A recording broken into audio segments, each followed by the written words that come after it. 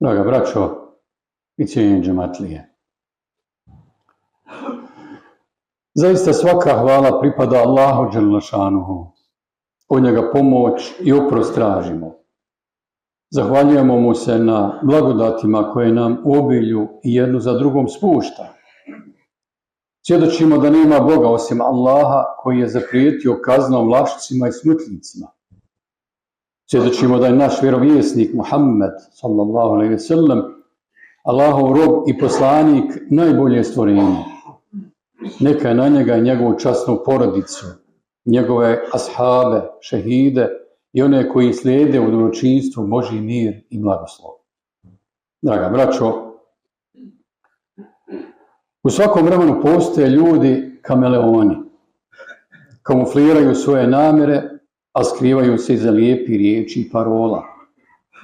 Javno pokazuju vjernost i poštenje, a u njedirima skrivaju varku i izdaju.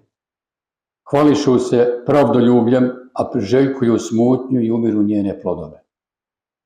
Tako sve generacije ljudskog roda imale su iskušenja sa ovom sortom ljudi.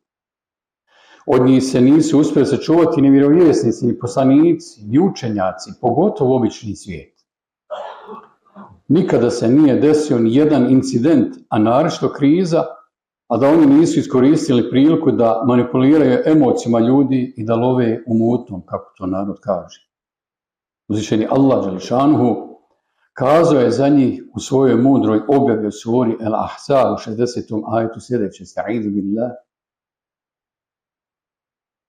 لئن لم ينته المنافقون والذين في قلوبهم مرض والمرجفون في المدينة لنغرينك بهم ثم لا يجاورونك فيها إلا قليلا.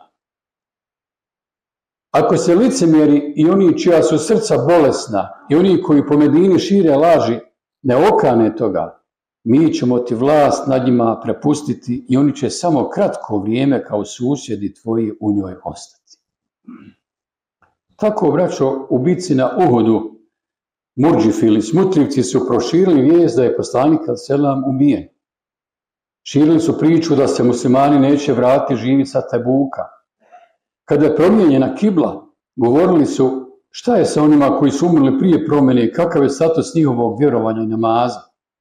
Za muslimanske zarobljenike govorili su da su poniženi i da su mnogi od njih ubijeni.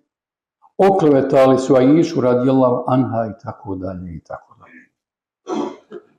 Historija se, braćo moja, ponavlja.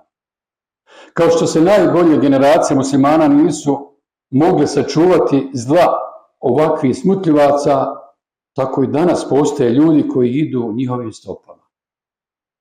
Skloni preučavanju, od zrna naprave hrpu, od kamenčića brdo, od mrava slona.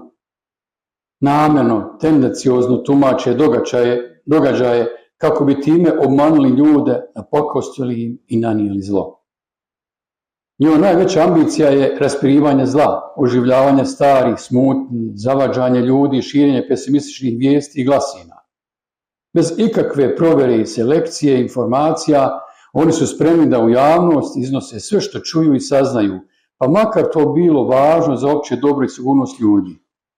Uzvišeni gospodar subhanahu wa ta'ala kaže: وَإِذَا جَاءَهُمْ أَمْرٌ مِنَ الْأَمْنِ أَوِ الْخَوْفِ أَذَاعُوا بِهِ. Kada saznaju za nešto važno, a tiče se sigurnosti ili opasnosti, oni to razglase. Draga braćo, smutljivci sami ne bi mogli učiniti ništa da među običnim svijetom i plitkoumnim ljudima koji šire njihov govor i agituju za njihove ideje nemaju pomagača. Allah subhanahu wa ta'ala kaže u dijelu kuranskog ajeta: وَفِيكُمْ سَمَّعُونَ لَهُمْ. A među vama ima oni koji rado slušaju.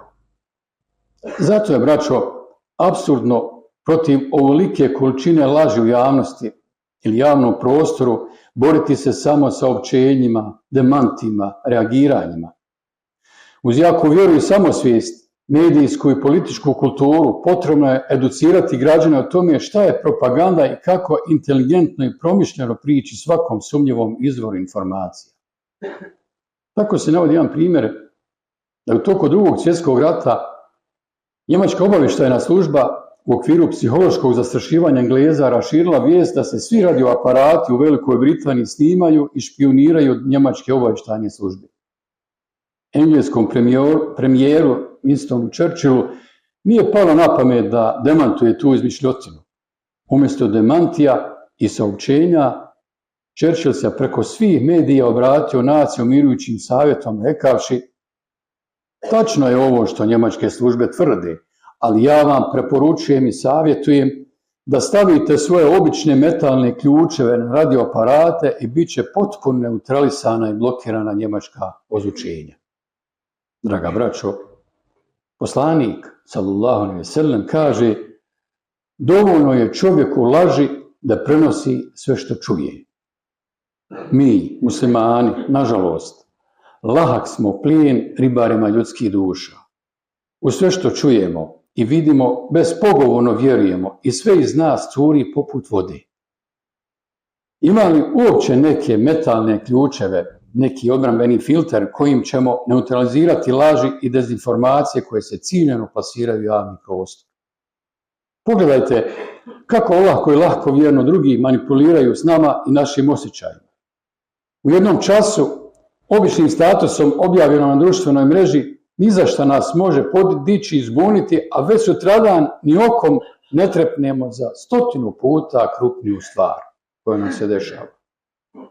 Tako u našoj domovini postoji mnoštvo informativnih mreža i kanala koji su u misiji širenja lažnih vijesti i vođenju medijskih kampanja s ciljem specijalnog psihološkog rata.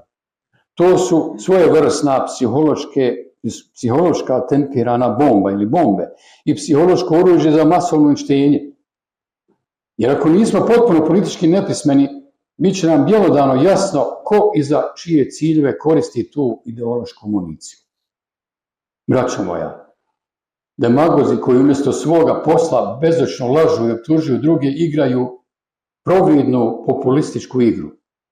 Oni se ne bore za naklonost i povjerenje obrazovanih ljudi ili građana, jer njih ne mogu obmanuti. Njima je bitno steći popularnost kod manje pametnih, da ne kažem glupi i površni, jer su oni lahak plijen za propagandu i većina su u svakom narodu.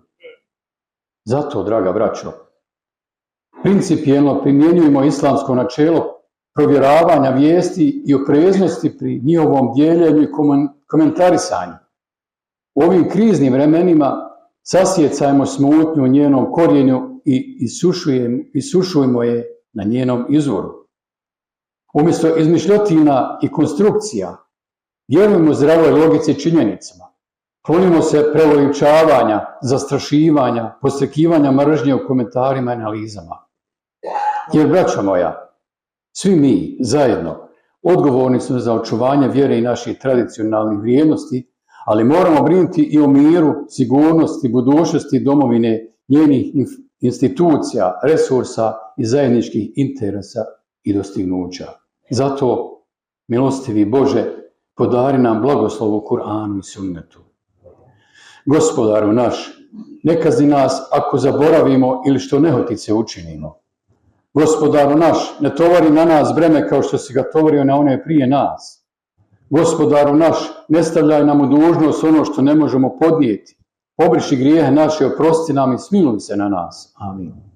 Ti si gospodar naš, pa nam pomozi protiv naroda koji ne vjeruje.